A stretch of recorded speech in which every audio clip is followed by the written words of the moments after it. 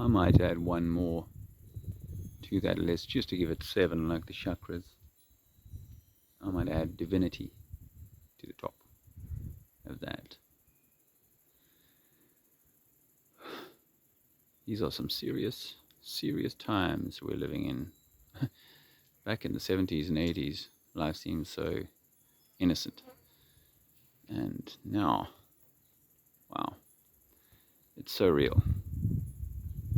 But as Andrew and I were reflecting this morning, people are talking to Kat.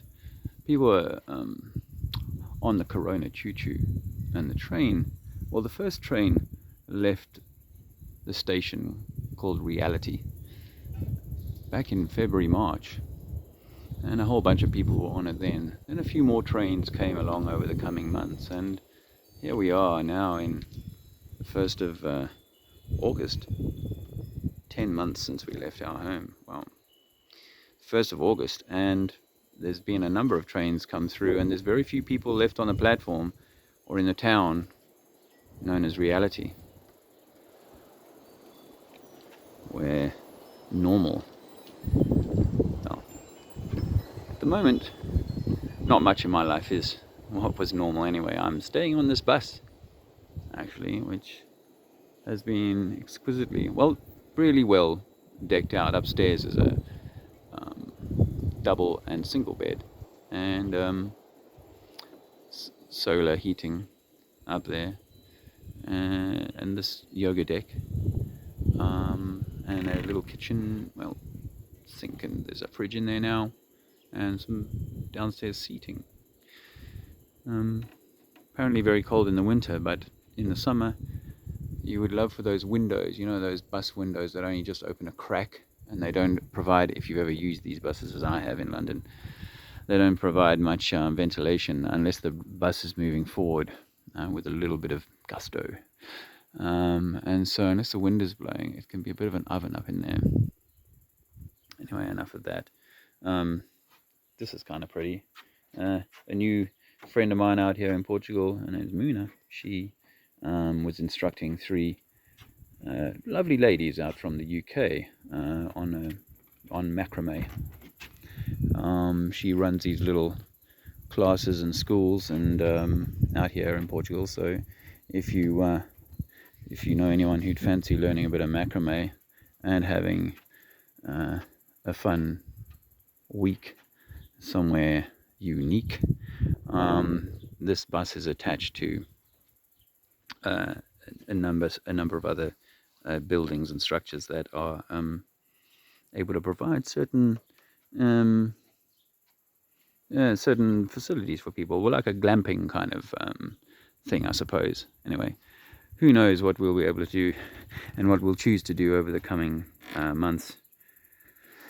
But at the moment we're settling in fairly well, I have to say, and I'm loving doing this gardening work. I do a bit of gardening every day, a few other things, a bit of woodworking. There's quite a lot of wood around, not just here, but and possibilities for people. But you know, it is my contention that, or my feeling that this last 10 months of a homeless state, being on the road, being on tour, on the Global Eye Tour last year, and being on in a stately home, and all these, on a farm in Scotland, all these crazy things that we've done, all incredible things that we've done, have been, as I was reflecting to these ladies last night, the most aging experience of my whole life. Yeah, I mean, I could turn the camera around. It is, I can't see myself, but you can, and truly it has been an aging experience, but I'm not grumbling about that. I'm not grumbling about that at all. I've always looked younger than my age, and maybe it's about time I caught up, you know, and, you know, became the man that I'm meant to be. And I think that this is what I wanted to make this little video about, is to say that the journey that I started taking some years ago, where I, you know, really put my mind to the gardening, you know, farming, gardening growing stuff and making stuff from, in my case, from pallets and roof timbers and stuff like that, making furniture and so on, teaching myself to make a workbench and then starting from there. That was about the remanification of the self, and not in a kind of chest beating, go out on the weekend and drink copious amounts of alcohol and cheer for my rugby team or football team the following day. No, that's not what. But it is about the divine, trying to find that divine masculine, and that guy or that person, man or woman, who is far closer to a more natural version of themselves, rather than this created, materialist, socially engineered avatar or ego or sense of self. So painful and aging as this journey has been over the past 10 months, which it feels at times would not have been possible without some of the support, or the support that we've had from people who have watched our journey. Always grateful for that, and thank you. It's all brought us this far, and I know now, being here, that a place like this, an environment like this, in the mountains perhaps, near water, hopefully, it needs to be in a place like this,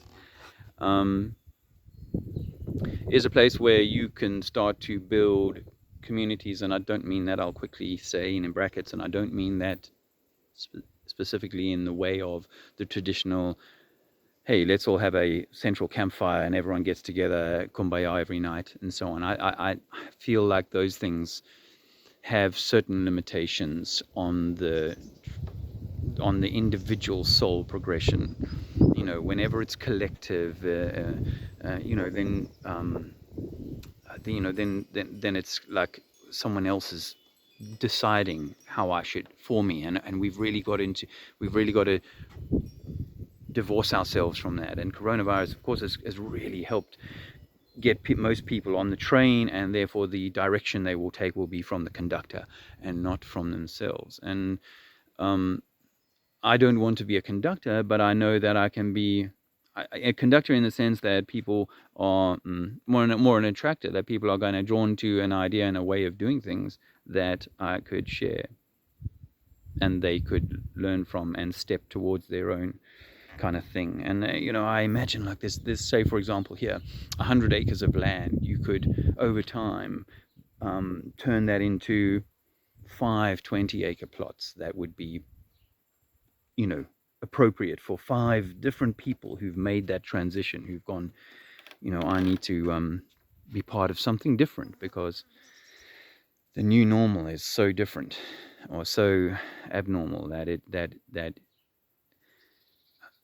I imagine setting up a shop in the fullness of time, other things that people can use without this kind of external interference in how you go about your things, because this is not acceptable. What is going on is obviously not acceptable, and I'm not looking to go and burn that down at all. I've always said that it's that it has to do its thing. You have to be empowered to do your thing, though. That's where this shifts. That's where this changes.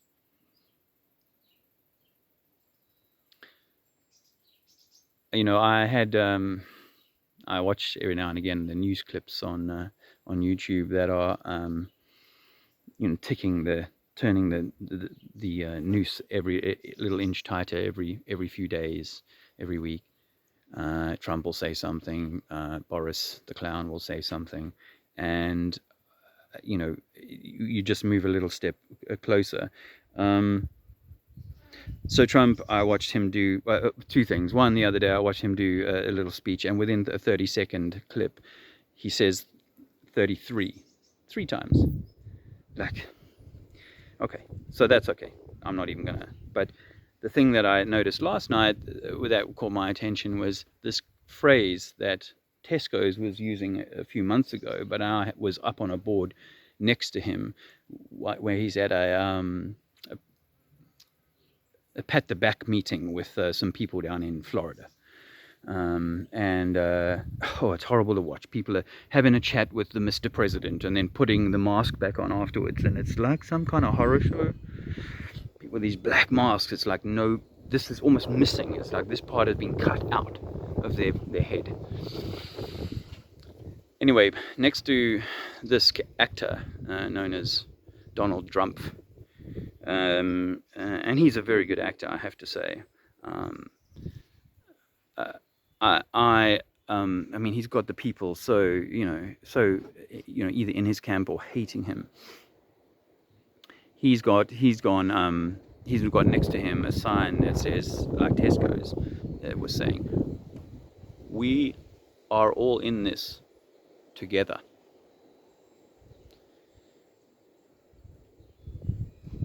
I realized when I saw that phrase yesterday that it could also read, "We are all in this to get her." It's an interesting thing, isn't it? Because if that, like, we all, many people in the conspiracy world say, it's like a patriarchal man, son, male kind of thing, anti-mother nature, the feminine, the moon, all of that, then if we're all in this to get her, then whatever the corona choo-choo is leading people to is perhaps to get her, and not in a, oh, we're going to go and get you, pick you up and take you back to reality. No, it's that to get her as far away from reality as possible. And they've done so extremely well. So what do? Bemoan that, carry on bemoaning and freaking out about the mask thing, which is terrible for your health, and why people would so willingly do this to themselves. Anyway, we need to move on from that and go, let's build communities. Let's build, again, it's about empowering individuals. I know that my individual power as a just about 50-year-old man, I'm only just a few years into that, but as a person who's lived a half a century, I know that I was losing my way in the Matrix and becoming re-engineered as a cog, even though it was an ill-fitting cog and clunking along and not working right in the system, never working right in any of an ill-fitting clog. Sorry, I got flies that seem to like me here. I haven't let that go to my head, but some of them do go to my head. Anyway, but an ill-fitting cog. I was just clogging along, and yes, I was going to, end up not as successful as my friends in retirement who'd, done lots to put away certain things or invested heavily in their education or whatever, or got, whatever. I just wasn't taking that seriously enough. But all of this truth, from 2011 onwards, my mother dying of motor neuron disease, Lou Gehrig's, realizing that, getting a smack in the head, like, wake the fuck up, 44 years old. And, I was powerless. But like I've said before, that was like taking me back into the trenches in Angola as a 19-year-old kid. And that kicked my ass awake and started a flame that started the ball rolling with the writing a book about the war, and then really deciding to kick in the consulting job that I was doing, and I wasn't loving it, in local government consulting and stuff, kicking all of that in and looking to become a man again. I'd been, like most men, pussified by just the version of reality that had been presented to us. And now I see nature, Mother Nature, as the essence of our divinity, our truth. And there I think we will find what we're meant to in terms of our true path. But it's not easy, and it's not for the faint of heart. So, you know, to those who want to come, to those who want to join, to those who want to take their life in that direction, wherever you are in the world, take those steps now. Make the move. I don't think this is the end of the road. I think that there are definitely some of the Corona choo-choo trains were fast trains away from reality. Some of the choo-choo trains were slow trains, and you know how sometimes maybe when you've fallen asleep on a train and you've ended up at a stop past your stop and you have to kind of double back, and it's a little bit difficult, but you can definitely get your way back. Well, this is how I see it. Possibly the analogy for people is that it's not like, oh yeah, well, if you don't do it by the cutoff date of the 21st of December or whatever, then then it's too late, the die is cast. I don't think that, but I do think that if it's a journey you want to take, then it's not one where you can just go from, let's call it the 9 to 5 TV dinner lifestyle to self self-reliance. And I'm still on that journey. And I've been, I turned off the TV in 2014, I think, maybe 2015. It doesn't matter. Long enough ago that I've been on a journey, doing the planting, getting my hands, hard, and doing all the things that I think I needed to do to prepare, get the knowledge that I needed for greater self-sufficiency. Not on my own, because no man is an island, this is true, but actually as part of a collective of like minds. And I'm here in Portugal, and hopefully what I'm going to be a part of is the pulling together or drawing together of like minds. It doesn't have to be, oh, it does, just people that are self-invested, invested in working hard to create build their independence.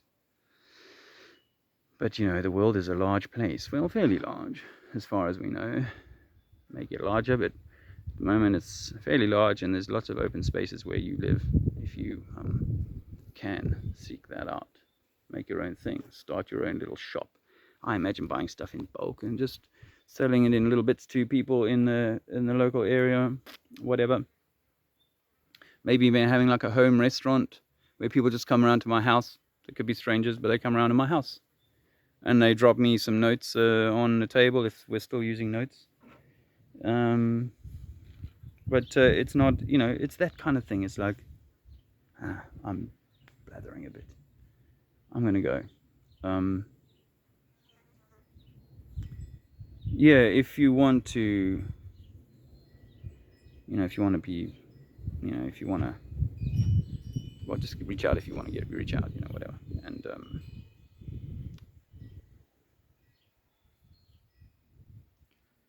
don't be holding out for a hero. Don't be holding out for a hero. Don't rely on Trump or any of these characters and establishment apparatus to make this right. Whatever they do will make it right in a way that is only another step away from a natural way.